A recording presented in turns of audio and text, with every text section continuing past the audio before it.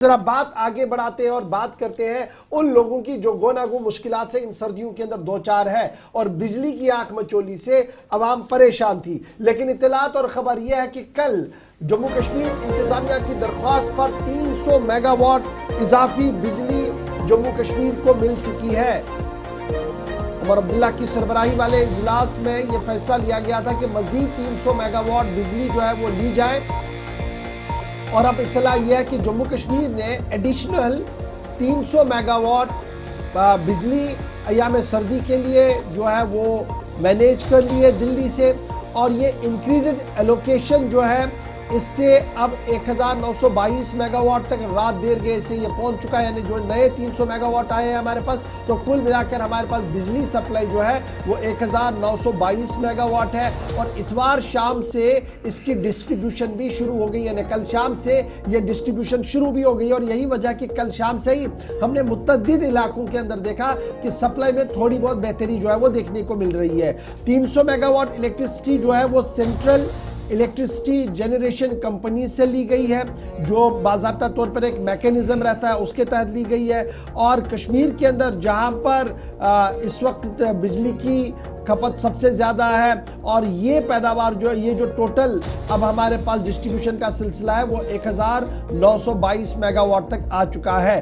ताहम पिछले कई दिनों से आपको याद होगा कि गांव के अंदर, शहरों के अंदर, मीटर नॉन मीटर इलाकों के अंदर अब हम शिकायत ये कर रही थी कि जनाब शेड्यूल के हिसाब से बिजली नहीं थी। और हुकूमती इदारों का ये मानना था कि हम तो बिजली देने के लिए तैयार है लेकिन पैदावार नहीं है। इस बीच उमर अब्दुल्ला का मानना था बिजली चाहिए तो मीटर का लगाना बहुत ज़्यादा ज़रूरी है। एक यू टर्न था उनके इलेक्शन मैनिफेस्टो से लेकर, लेकिन बहरहाल उस पर बाद में आएंगे। लेकिन फिलहाल खबर ये है कि मीटरिंग का सिलसिला भी जारी है और इस बीच 300 इजाफी मेगावाट बिजली भी कल से मिली है। और कश्मीर पावर डेवलपमेंट कॉरपोरेशन की तरफ से जो बयान जारी किया गया उसमें यह साफ कर दिया गया कि एलोकेशन इंप्रूव हुई है और करंट सप्लाई जो है वो 1922 मेगावाट है। और मजीद बेहतरी की उम्मीद उन्हें लगा है कि आने वाले दिनों में इसमें मजीद बेहतरी भी जो है वो हो सकती। तो कुल मिलाकर अब जो पावर कट्स है वो थोड़े से कम आपको ज़रूर दिखेंगे। 4 से 5 घंटे की, 4.5 पौने 5 घंटे की कटौती आपको दिखेगी मीटर इलाकों के अंदर।